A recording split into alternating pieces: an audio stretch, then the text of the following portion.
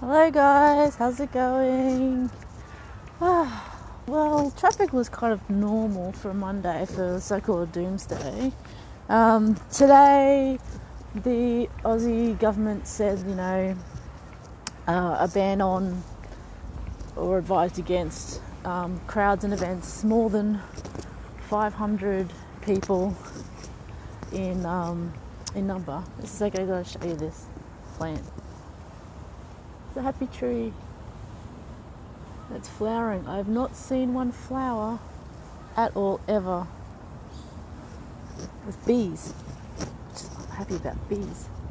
Mind you, the ones that I've seen that haven't been flowering usually in toilets, but I don't think they're very happy being there. And they've also instituted or going to institute a compulsory 14-day self-isolation for people that have come back from overseas into Australia. And I think the Netherlands have locked themselves down as well. Good things though are happening still. Apparently in Italy there's random serenading of strangers on the street. How very cool. Oh my god. So I think that's pretty much it. People are still doing panic buying and stuff, and that affects a lot of people. It interrupts the supply chain. Not that we're running out of things, it's just that there's like bulk loads. It's not like a steady trickle of things. Like, if you want to stock up, just buy one extra thing. Like if you usually buy one packet of pasta, just buy two or something like that. I don't know. But I guess it's a bit late for that. Am I panicking? No, not panicking. Still going to work. We have tested systems so that if we need to self-isolate or come in contact with people, we can still work from home and the world's not going to end. What else has been going on? Well, not a lot. Lots of random rain happening. So the weather has changed dramatically in the last couple of days. So we still get pretty warm and humid days, but the nights get down to about 12 degrees. So that's quite a significant change from a week or two ago when it was still really hot up in the 24 to 27 degrees Celsius at night and humid as all heck. So now we're getting down to about 12 degrees. So perfect rubber weather, which is awesome because, rubber is life. Not much I can talk about today because a lot of people have been panicking and had an awesome birthday party on the weekend. Made this, well, no, I didn't make it, but I got a friend to make an awesome cake in the shape of them in a nice corset and rubber and all that sort of stuff. It wasn't actually rubber on the cake, but it looked like it, and it looked really awesome. And there was like leaking of the eyes, sort of just cleansing of the soul. With regards to the rest of the week, I don't know. I'm going to be on holidays after this week, so go lives will be pretty random, if at all, because I'll be like doing stuff and things and trying to sleep in. You know how it is when you get into a routine and all that. But talking about the social responsibility thing, it comes into the whole panic that people are doing is that the consideration of others, and is it socially responsible to panic people? Because a lot of people are throwing a lot of statistics out there about who's catching what, the death rate and all sort of stuff, and I'm going, yes, but you're not having the other side, which is the recovery rate, which is anywhere from 50% in really unhygienic areas, but in the Western world it's like at least 80% of the people that have been recorded to have caught it and like are in hospital or isolation or that are recovering, and the mortality rate is only 1%. Yes, it's tragic and a lot of people die. A lot of people will die, but then they're talking about exponential percentage increase of people catching it and dying. I said, well, conversely, there'll be an exponential increase in, if you follow that logic, an increase in the people recovering. You can't have one just exponentially increase and the other one not, like to follow their kind of logic. That ergo, if so, exponential increase in infection, there'll be an exponential increase in death rates, but there'll also be an exponential increase in the recovery rate. So, looking at the facts there, people are going to get it just like people get the flu. I'm not saying it's like the flu, I'm not passing it off, I'm not downplaying it, but again, common sense and social responsibility. With that 14-day ban of people coming in from international places in Australia, the socially responsible thing is to go, okay, I may or may not be infected, I'm going to self-isolate for 14 days, stay at home, do things. You can order things online or get some friends of yours who are not self-isolating to drop things off for you, go shopping, drop things off for you, help you out, all that sort of stuff. Be cognizant of what you're doing, what you're touching, and all sorts of other things. There are some people who just think, oh, you know, bugger, I feel fine, and then they go out. And yeah, that's not a really cool thing to do. Apart from that, I'm not being all panicky, but it's just, think about it as your community. You can go out, see people, but you've got to let people know. I mean, people should know that, you know, you've been overseas anyway. They should go, dude, stay at home. No, stay at home, seriously. And tell your friends, like, you know, if you want, I'll come and visit or something. The general consensus is stay about 1.5 meters away from people, or no longer than, like, I think 15 minutes or something in somebody's general vicinity. I think that's the general rule. You're going to have to look that up, though.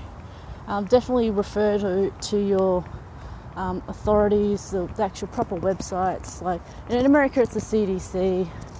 In Australia, it's health.gov.org or .com.au, something like that. And just follow or ask them, or I think Queensland has a 13 Health line where you can ask questions and all that. But do some research, Google it. Look at the authorities and recommendations and stuff. Don't panic.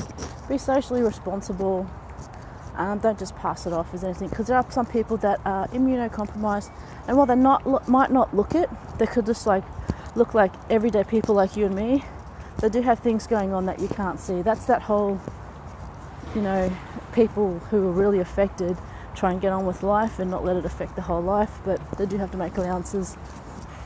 So yeah, being socially responsible also means, and this is a quote that people really misquote all the time, don't cry fire in a crowded theatre. Comes back ages and ages ago, but the whole quote is actually, do not falsely cry fire in a crowded theatre, which means don't create unnecessary panic, because when people panic unnecessarily, they'll stampede, they get the mob mentality, and they hurt other people. Can you imagine crying fire in a crowded theatre and people just running for the exits? Mayhem might seem funny at the time, but you know, elderly could get knocked over, stamped on, killed, whatever. So yeah, don't falsely cry fire in a crowded theatre. Yes, this is serious, but it does nothing to dwell on the negatives. Looking at the people that are recovering, some people do get reinfected by things. It's their immune system. A lot of them are older, that are at risk. But at the same time, be socially responsible. Try and strike that balance. Because one thing is that if you panic and get all anxious and all that, your immune system gets compromised as well. It's funny, the things that I see that are empty on the shelves in the shopping centres. I'm like going, what about all the vitamins, multivitamins that will help you recover if you do get sick? Why not get some of your multivitamins in you? Oh well. Anyway, social responsibility, I guess that means different things to different people in different cultures as well. So, don't panic, wear rubber. Oh dear. Anywho, Monday, the day where a lot of things are being initiated for this virus thing, this COVID. But also, I think for me, a day to reflect on how people are reacting some people are going absolutely nuts. And I'm like, I don't see a problem here. I see a lot of people panicking unnecessarily. Doesn't mean some people don't panic necessarily, but the other thing is I see the potential for people to get back to their locals, to get more in touch with the local community, to help each other, like small businesses, your local farmers. I mean, we produce a lot of agriculture, and a lot of people say all the fresh fruit and veg and the like Woolies and Coles are out. So we'll go to the fruit barns, go to the grocers, you know. Sometimes they have some local markets that you can go to. Take a trip for a weekend to go out for maybe an hour drive out to the, you know, the local country and outback where they have lots of farmers who will sell fruit and veg on the side of the road, you know. Why not do that? Get out of the house, get the sun. I mean, you know. And some of them just have little carts of fruit and veg just sitting there with like tins for money. Go there and buy stuff so you don't even have to talk to them. And if particularly in self-isolation, you'd have to talk to them. So, social responsibility. Think about the things that you can do to be socially responsible. Think about things people are doing to be socially responsible. Keep in touch with your friends. I mean, in this day and age, communication is easy with the internet and phones and all that. So you're not technically that isolated. Physically you are, but you can still get out and be in touch with others. So, benefit is you will have some time to get in touch with people that you didn't have time for. See that as a benefit. Anyways, I best be off. I've rambled enough. Me and my rubbers. And it's getting cooler. Perfect rubber weather. Anyways, I think I must have said goodbye a few times already. Okay, I'm really saying goodbye now. See you, Jim, as well. Hope things are going well over there. Have a good day.